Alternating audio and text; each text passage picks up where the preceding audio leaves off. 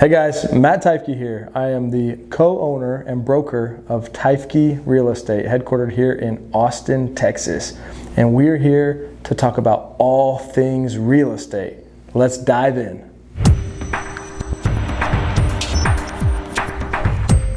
Pros and cons of wholesaling real estate. That's what we're here to talk about today. There's a lot of brokerages that will not allow you to wholesale and they don't promote it. And that's all right.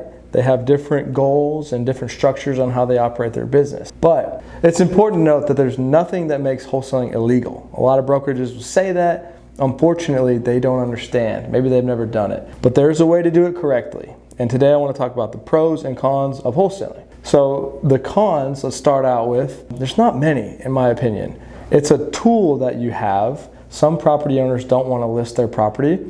And so this is just an option. If they don't want to list it, maybe you wholesale it, or maybe you just buy it. There can be some things in there that can get you in trouble. That would be the biggest con. But to alleviate that, disclosure, disclosure, disclosure. Lay out everything about what you're doing, about who you are.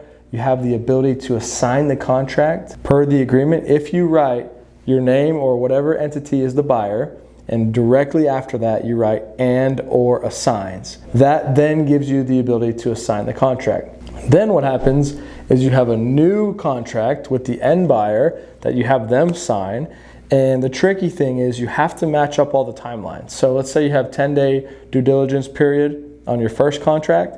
On the second one, you got to have 0 days or less than 10. Because if it was more than 10 and they didn't back out, then you'd be stuck on this first deal. So those are the biggest cons, is like not knowing what to do or doing it the correct way and getting stuck into a deal. There can be some negativity on the way people view it, unfortunately. And I feel like that's a lot of cases because they don't understand it. We've wholesaled plenty of deals where sellers are happy, they knew what we were doing, and everything worked out great. We got them exactly what they agreed to. The other con I would say is sometimes you're going to regret wholesaling the deal and wish you would have bought it.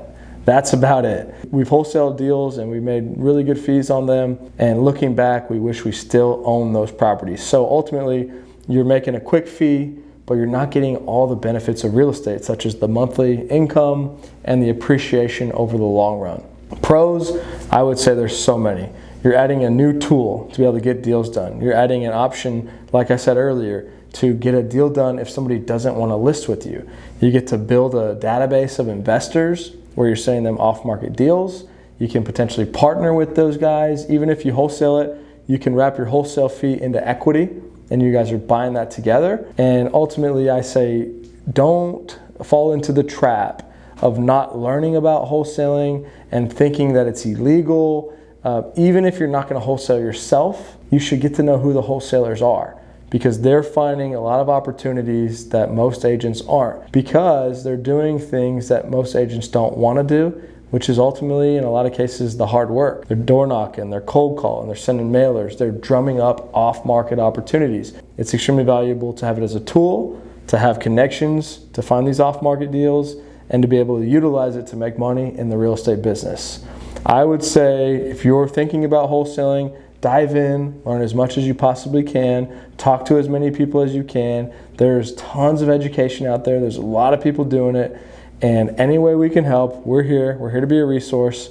But just understand the cons can be risky if you don't play the deal right, but that's about it. So understand how to operate it, what contracts to get in place.